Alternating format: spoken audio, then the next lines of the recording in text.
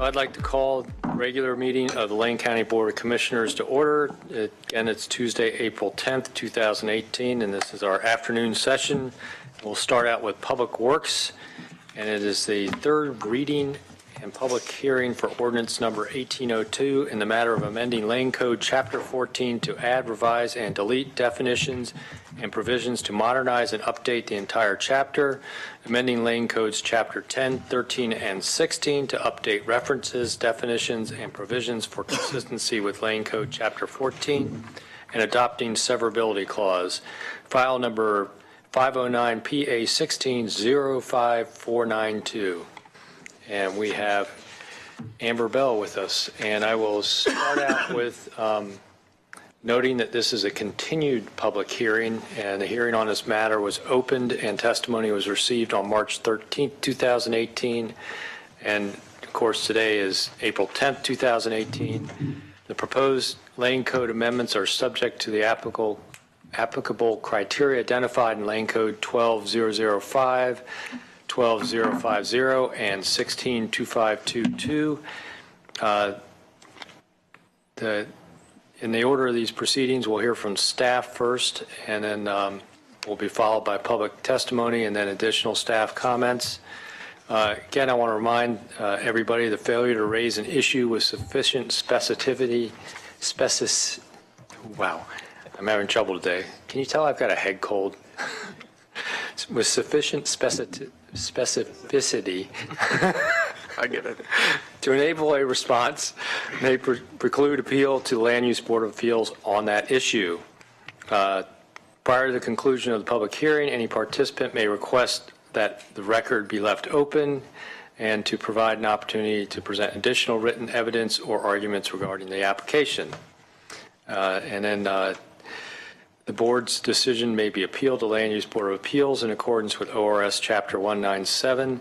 And I want to, again, call for any new commissioner abstentions due to conflicts of interest or biases. And I believe on our March 13th hearing that there were no disclosures of conflicts or biases. So are there any new disclosures? Seeing and hearing none. And I'll call for any challenges to the board's qualifications to hear the matter. I hear none, so then we'll move on to the staff report and we'll turn it over to Amber. Thank you, Chair. Good afternoon, Commissioners. Again, this is a continued hearing for the modernization of Lane Code Chapter 14. And as you may recall, the board opened the public hearing and received testimony on March 13th. Staff have received additional comments since that time from Mike Evans on March 27th, and then Lori Siegel of Landwatch Lane County and Bill Close this morning. And those comments have been provided to the commissioners in a memorandum dated today, and copies are also available of that memorandum and the comments at the back of the room. And then we also have received comments from Sean Malone, and those have been distributed to the commissioners as well in a separate attachment. Staff have not yet had the opportunity to fully review these comments and the issues raised in the comments. And so we would like to propose that the board hold the record open to allow staff to provide response and revise the draft if needed prior to the next reading if the board does choose to close the hearing today. I'll focus on the main issues raised in public testimony received through March 13th for the purpose of my staff report. Timeline extensions, at least a couple of parties raised comments concerning timeline extensions. On one hand, stating that providing additional one-year timeline extensions for farm or forest dwellings is not allowed by OAR 660 Division 33 145. And on the other hand, stating that the code should be made clear that additional one-year timeline extensions are allowed. Issuing additional one-year timeline extensions has been a practice of Land Management Division. And so to prohibit these additional one-year timeline extensions for farm or forest dwellings, that would be a change of practice. Our intention in the draft before you is to clarify that practice, that we believe that's something that is allowed. We've also consulted with the Department of Land Conservation and Development's regional representative on this question and with County Council, and we believe that DLCD's letter is, their email response to our question is generally supportive of providing the provision for additional one-year timeline extensions. The letter states that prior to 2001, when the law changed, the OAR was more clearly allowed the additional one-year timeline extensions. And so then the question is, did the legislature intend to prohibit those additional one-year timeline extensions or not? And so if the record is held open, we could look into this issue a little bit further, and then if need be, we could provide additional information responsive to this issue. Also at the March 13th hearing, the board raised a question regarding the amount of timeline extension applications we receive and cost recovery for those applications. And we looked back from 2012 to 2017, and on average, there were approximately 90 applications received per year. And the average amount of time that we anticipate it takes staff to process one of those applications is about 30 minutes or less. There's a fee that's assessed for those applications, and that is either $260 for an application that was initially decided upon by the director, or $585 if the decision was issued by the hearings official. So there is cost recovery for those applications. The other theme that we've seen in comments through March 13th is concerning the revocation of a decision made in error. And so as we discussed with the board at the work session in January, initially the Planning Commission had recommended that we add financial investments and costs associated with developing the property as sort of some sideboards around that type of revocation. The board then provided direction to omit this language, considering that these types of issues should be dealt with outside of the land use process. And practically speaking, these types of revocations are quite rare. We've only had two in the past several years that we're aware of. One was for a ministerial property line adjustment, where the applicant ultimately applied for a new property line adjustment to remove a property line that was created over an intervening road right-of-way. And then the other was a Measure 49 farm dwelling decision that was still in the appeal period, so it was not a final land use decision yet. And so neither one of those were final land use decisions. In Bill Close's comments, again, we haven't had the opportunity to fully review the comments that were submitted today, but there is a suggestion in Bill Close's comments on how to address this particular provision, and so we can look into that further if the record's held open. There were some other recommendations and comments regarding appeals processes, notice requirements, and the modification of application process. Staff have reviewed the comments. We've made some revisions to the draft based on those comments. So for instance, there was some suggestions from Bill Close regarding the modification of application, and when an applicant submits recommended conditions or a site plan that reduces impacts, that shouldn't be considered a modification of application. So we've tried to address that in the draft before you. And then also Landwatch had some comments concerning the notice area for the special EFU dwelling notice. And we propose to increase that notice area from 250 feet to 750 feet.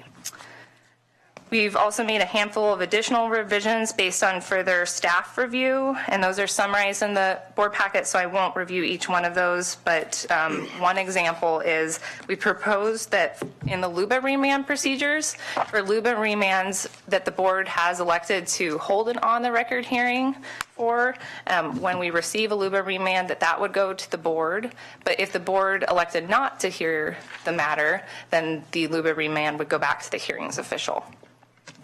And then one additional revision, which has been distributed before you, was recommended by County Council. It's been added to the draft for a small revision to the LUBA remand procedures, clarifying local procedures that would apply for a voluntary remand made by the county. And copies of that are also available at the back of the room. So that concludes my staff report. We do recommend that the board close the public hearing, but hold the record open for 2 weeks through April 24th, and then set a fourth reading for May 22nd for deliberations would be our recommendation. Thank you. Great. Any questions for staff before we move to the public hearing? So with that, I will reopen the continued public hearing. And it looks like we only have one person signed up, and it's Mike Evans. And I want to come up and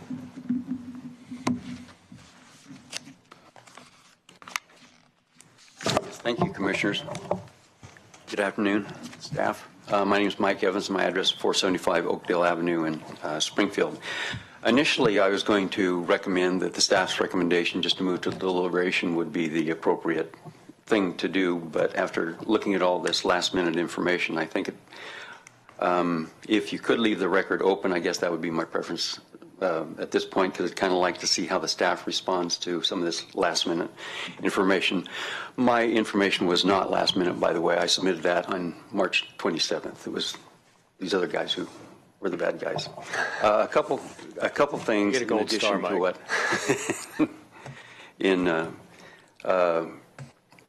I meant Bill Close. A couple things that haven't been brought up that came to my mind, but the staff dealt with the remands, how the remands are going to be handled. And one of the things that has been put in 14060 and 14100, that the LUBA appeals, when they're heard by the board, are limited to evidence that was the basis for the LUBA remand. And there are certain remands that aren't set up that way. For example, when there's a voluntary remand, I don't know what kind of findings they make, but I would like to see this language in both those sections changed to just simply exempt voluntary remands, so that there is no limitation on evidence, because sometimes those are asked to be remanded back so that the county can introduce new evidence to correct the problem. Beyond that, I think the information of Bill Close, I provided testimony on some other issues, the changing thoughts here. On the revocation issue, I think that needs serious consideration. I've spoken to that before, so I'm not going to get into it. I think a revocation, if there is false or misleading information, which is in the code, is fine. I think if there's a revocation within the appeal period, that's fine. But as I stated earlier, Bill Close stated, to have the ability to revocate after the final decision is made is going to create a lot of uncertainty. Beyond that, I think Bill Close and Landwatch have put forward some information regarding changes in the code that would change the party's status for appeals and that sort of thing, and I think you need to spend quite a bit of time considering that, having a discussion with staff and what impacts that might have. Our systems work quite well. Certainly there's no attempt by any party that I'm aware of to reduce people's access to the system or the process, the ability to appeal and that sort of thing. But there's quite a bit of code language that I hadn't picked up, an attorney would, on changes that I think broaden the opportunity or the amount of appeals that might be received and the people involved in it. So I think you have to look at that very carefully. I think the system works well as it is right now. It has in the past. Certainly we're not lacking any appeals from decisions that have been made by the county, and that's pretty costly on the county's part. So with that, I'll close and thank you. Look forward to your work. Thank you. So Mike was the only one signed up. Was there anyone else that wanted to address the board during the continued public hearing? So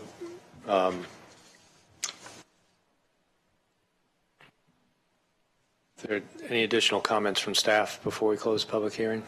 None at this time. I'm going to close the public hearing. And or do we have to have a motion to do that? Is that going to be by motion, or is that?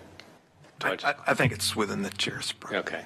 because sometimes we've had motions to close it. So I'm going to close the public hearing and go to discussion by the board about the record and action. So, Commissioner Likens. Thank you, Mr. Chair. So I'm glad you brought that up. I think based on the additional information, I think it makes total sense that we keep the record open for the additional 2 weeks. And if I heard the dates right, you want to keep the record open for through April 24th instead of fourth reading for May 22nd. Is that what I heard correctly? Correct. Okay. Mr. Chair, I don't know. I'll wait to see if there's additional comments from the board before I prepare to make the motion. So any questions or comments for the board? Well, I just wanted to make sure I understood the sequence. So we're going to leave the record open for 2 weeks. You're going to look at all the comments that have been submitted. You're going to then begin a process of responding to the comments, putting together a packet, and coming back here for the deliberations. Correct. And that 2-week period would also allow other parties to submit comments in response to those received through today as well. Yeah, okay. Thank you. And my guess is if there's any changes in the language and all that, we'll have to go through 2 more readings to get to actual adoption. Yeah. So, any other questions for staff or comments from the board? And Commissioner Lyken? Quickly, if I could, before the board votes, excuse me, on the new timeline, just to be clear and to differentiate this legislative matter from the normal quasi-judicial procedure we have, where we have the 7 days, 7 days, 7 days. We don't need to do that here. It's you submit any evidence you want up until the time the record closes, just so the board's aware of that's the process here. I kind of got that when Yeah. just doing 2 weeks of Yeah. holding the record open, and there wasn't response rebuttal because there's no applicant with the interest in their property. So any other questions, clarifications? Go ahead. Okay. All right. All right. Thanks, Mr. Chair. So I'd like to move the third reading public hearing ordinance number 1802, and we close the public hearing. So I'd like to move the third reading ordinance number 1802, and by keeping the record open through April 24th, and move to a fourth reading and setting that date for May 22nd, 2018 at, you just want to set at 1:30? 1:30 p.m.? 30 would be great. All right, and set for 1:30 p.m. Second? I want to clarify that the records on the 24th closes at 4 p.m. Oh, thank you. Yeah, Yeah, yeah, that's the That'd be great, close, thanks. Yes. when the office closes. thank you. I do know that there was also some comment in one of the letters about whether that should be 4 p.m. for hard copy and 5 p.m. for electronic, and Yeah, you guys can deal with that because that was one of the things that came in today. yeah. So I appreciate, thank you for But that. right now, it's 4 p.m. for everything. Yeah, okay. Great. So it's been moved by Commissioner Lyken and seconded by Commissioner Williams to approve the third reading and hold the record open till the April 24th at 4 p.m. and hold a fourth reading and deliberations on May 22nd at a 1:30 time certain. Any discussion to the motion? Seeing and hearing none, I'll call for the vote. All those in favor, please say aye. Aye. Any opposed? Motion passes unanimously. Excellent. Buried my agenda somewhere.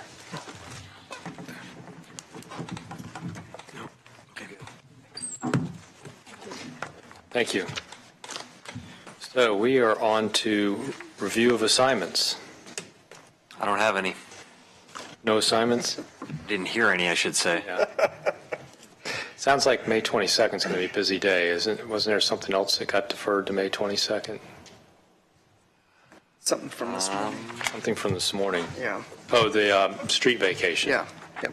The Florence Street vacation. So, no assignments, any assignments that we got missed from the board? Is there any other business for the board?